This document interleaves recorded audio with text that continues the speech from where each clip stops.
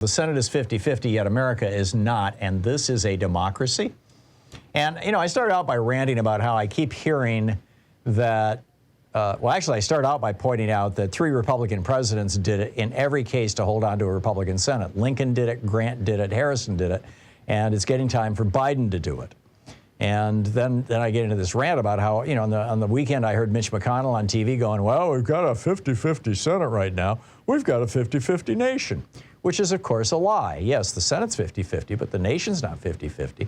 And then Sunday morning I was listening to NPR when I was getting dressed, and I was hearing this, I believe it was a news report, and the guy he was talking to said, well, America is a 50-50 nation. And I was waiting for somebody to push back, and nobody ever did. And then an hour later, I heard it again, this time on CNN. In fact, it provoked me to tweet about this. Again, America's a 50-50 nation. This is the new Republican meme. And basically what they're trying to say is, don't get upset about McConnell and the GOP as obstruction. When half the country doesn't want something and it deadlocks the Congress, that's the way things are supposed to work. So get over it. Just shut up and go watch HBO. But, you know, the reality is no. The reality is that the Senate is 50-50 because California has 40 million people and Wyoming has has about 500,000, I believe, just a little over 500,000. And they both have 2 senators. I mean, you know, that is the bottom line. The 10 most populous states have 164 million people, but control only 10% of the Senate.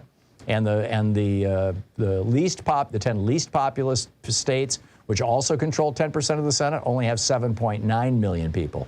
42 senators today represent 21 states whose aggregate total populations are smaller than the population of California. And California has only 2 senators. 42 senators equal California. There's something very wrong with this.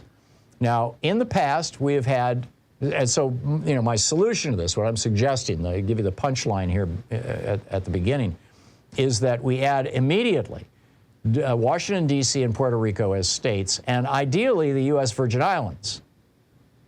So that gives us 3 new states, 6 new senators, 6 new members of the House of Representatives, and maybe even 7 based in the House, based on, 3 new members of the House, maybe even 4 based on the population of Puerto Rico. But this is something that has an extraordinary history that I don't think most Democrats are aware of. When Abraham Lincoln was president, during the Civil War, in 1864, he and the Republicans controlled Congress. Now, to add a state, there's only 3 things necessary. The people in the territory that is not yet the state have to have a referendum. They have to have a vote saying, yes, we want to be a state, majority of them. And then the House and Senate have to vote on it. And it's a simple majority bill. It's a simple majority legislation. And then this president signs it into law. When Lincoln was president, he needed 2 more senators because he saw after the war, as the Democratic Southern states came back online, he saw the Republican Party losing control of the Senate. Did not want that to happen. So he reached out to Nevada. Now, at that time, it took 125,000 people to produce 1 member of the House of Representatives.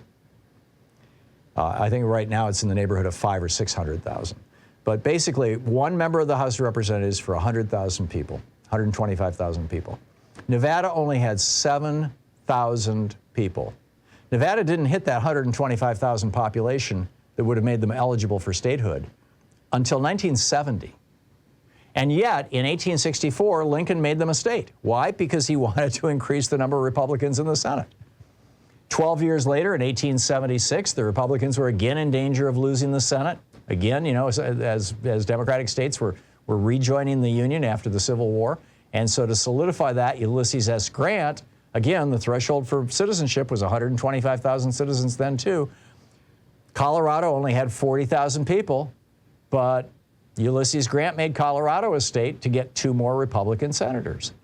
And then, again, this happened, you know, a couple of years later when, after Grover Cleveland lost in 1889, Republican President Benjamin Harrison not only admitted the Dakota Territory, and by the way, it used to be called the Dakota Territory. It had a total population of about 135,000. But he split it, and keep in mind it took 125,000 to be a state, but he split it in half to get 2 states, North Dakota and South Dakota. This was done by a Republican president and a Republican Congress just to get 4 new senators. No other reason. And so he split it into, and North Dakota ended up with 36,000 people. In the census of 1880, South Dakota had 98,000.